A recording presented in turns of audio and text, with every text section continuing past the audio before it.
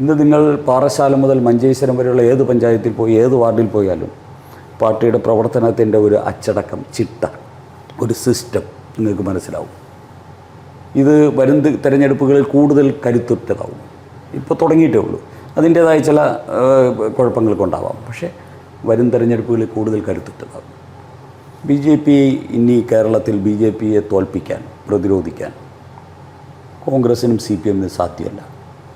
എല്ലാ അർത്ഥത്തിലും മികവുറ്റ പ്രവർത്തകരായിട്ട് പാർട്ടിയുടെ ഓരോ പ്രവർത്തകരും മാറും. മികവുറ്റ സംഘടനയായി പാർട്ടിയുടെ ഓരോ ഘടകവും മാറും. ഈ കേരളത്തിലെ മുഴുവൻ ജനതയും BJPയെ രണ്ട് കൈ നീട്ടി സ്വീകരിക്കുന്ന കാലം വിദൂരമല്ല. ആ തലത്തിലേക്കുള്ള ഒരു കാഴ്ചപ്പാട്, ഒരു റോഡ് മാപ്പ്, ഒരു ലക്ഷ്യം BJPക്ക് ഇന്ന് കേരളത്തിലുണ്ട്.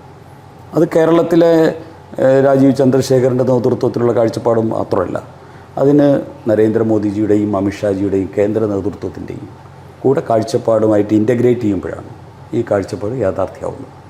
ആ രീതിയിലാണ് BJP കേരളം ഇന്ന് നീങ്ങിക്കൊണ്ടിരിക്കുന്നത്.